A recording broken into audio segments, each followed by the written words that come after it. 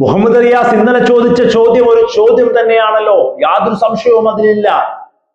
സ്വകാര്യ മരുന്ന് കമ്പനികളുടെ കയ്യിൽ നിന്ന് ഓച്ചാരമായി കാശ് വാങ്ങി UDF ഫണ്ടിന് വേണ്ടി ഉപയോഗിച്ചിട്ടുണ്ടെങ്കിൽ അതിന് സമാധാനം പറയേണ്ടത്, അതിന് ബാധ്യതയായി തിരിച്ച് അവർക്കുള്ള സഹായങ്ങൾ ചെയ്തു കൊടുക്കേണ്ടത് UDFന്റെ ബാധ്യതയാണെങ്കിൽ LDFനോ പ്രതിപക്ഷത്തിനോ ആ ബാധ്യതയില്ല. കഴിഞ്ഞ 10 വർഷം സർക്കാർ ആശുപത്രികളിൽ, മെഡിക്കൽ കോളേജുകളിൽ കൊടുത്ത സൗജന്യ മരുന്ന് വിതരണങ്ങൾ, സൗജന്യ ചികിത്സകൾ, സൗജന്യ ഓപ്പറേഷനുകൾ, ഓരോ വിഭാഗത്തിലുമുള്ള ആളുകളെ കൃത്യമായി തരംതിരിച്ച് അവർക്ക് കൊടുത്തുകൊണ്ടിരുന്ന സേവനങ്ങളിൽ കൈവെക്കാമെന്ന് VDS സർക്കാർ വിചാരിക്കുന്നുണ്ടെങ്കിൽ ആ വിചാരം മാറ്റിവെച്ചോളൂ എന്ന് പറയുന്ന നേതാവിന്റെ പേരാണ് മുഹമ്മദ് റിയാസ്.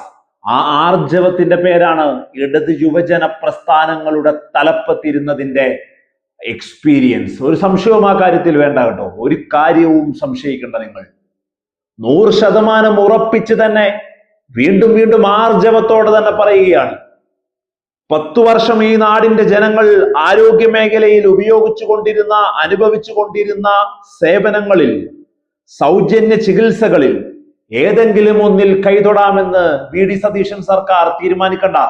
അതിന് മാധ്യമങ്ങളുടെ മുമ്പിൽ വന്നിരുന്നിട്ടുള്ള വലിയ പ്രചാരണങ്ങളും വലിയ കോൺഫിഡൻസോടെയുള്ള പ്രസ്താവനകളും ചിരികളും ചാഞ്ഞും ചെരിഞ്ഞുമുള്ള ആംഗ്യവിക്ഷേപങ്ങളും ഒന്നും അതിന് സഹായിക്കില്ല എന്ന് പറഞ്ഞു വെക്കുന്നു ഇടത് രാഷ്ട്രീയ സംഘടനകൾ എന്നുള്ളതാണ്.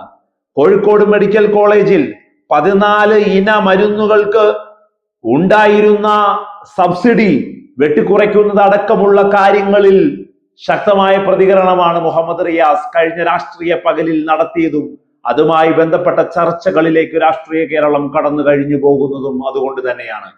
VD സതീശൻ സർക്കാർ ജനങ്ങളുടെ മുഖത്തടിക്കുന്നു എന്ന് പറയുന്നതിന്റെ എത്രയെത്ര തെളിവുകളാണ് നമുക്ക് കാണാൻ സാധിക്കുന്നത് ഓരോ ദിവസവും എന്നുള്ളതാണ്.